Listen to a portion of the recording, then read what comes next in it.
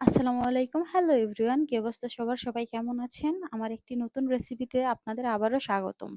আজকে আমি বানাবো ডিমের তরকারি, একটু অন্যরকম ভাবে বা অন্যরকম স্বাদে। আমাদের এই রেসিপির প্রধান ও প্রথম উপকরণ হচ্ছে ডিম আর আলু। তাই আমি প্রথমে আলু আর ডিম ভালো করে সিদ্ধ করে নিচ্ছি।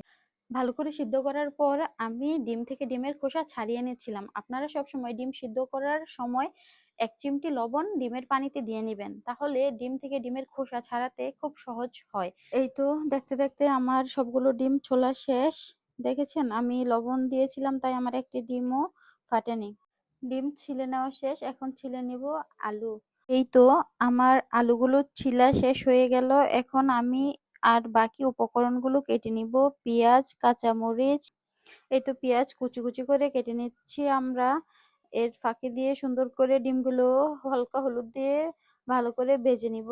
এই হলুদগুলো দেওয়ার পর সুন্দর করে হলুদগুলো মাখাতে হবে ডিমের মধ্যে, যাতে ভাজার সময় সুন্দর করে এই ডিমগুলো ভাজা আসে। চলে আসলাম চুলাতে, আগুন জ্বালিয়ে নিলাম।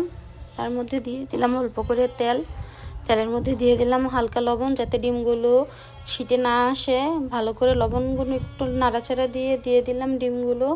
এখন সুন্দর করে ডিমগুলো লাল করে ভেজে নিব। এখন সুন্দর করে আলুগুলোকে কিউব কিউব করে কেটে নিব। তারপর আবার দিয়ে দিলাম আর একটু করে তেল। তারপর পেঁয়াজ কুচি দিয়ে এর মধ্যে দিয়ে দিব মরিচ কুচি, এবার হালকা লবণ।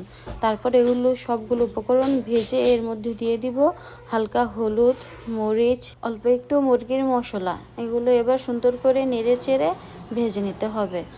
এরপর ভাজা শেষ হয়ে গেলে অল্প একটু পানি দিয়ে এর মধ্যে দিতে হবে আদা রসুন। এরপর এই মশলাগুলো ভালো করে কষিয়ে নিতে হবে। তো আমরা এগুলো সুন্দর করে কষিয়ে নিই আর অপেক্ষায় থাকি কখন এই কষানো শেষ হবে এবং পানিগুলো শুষে আসবে। এই তো ঢাকনা দিয়ে ঢেকে দিলাম।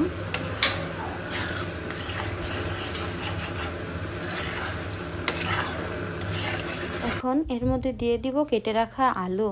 এবার আলুগুলোকেও মশলার সাথে সুন্দর করে মাখিয়ে এর মধ্যে দিয়ে দিব ডিম। তো দিয়ে দিচ্ছি আমাদের ডিমগুলো। এখন এগুলোকে পানি দিয়ে সুন্দর করে আবার ঢেকে দিব এবং অপেক্ষা করব কখন রান্না শেষ হয়।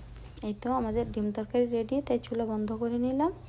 এই যে আমাদের সুস্বাদু ডিম তরকারিও।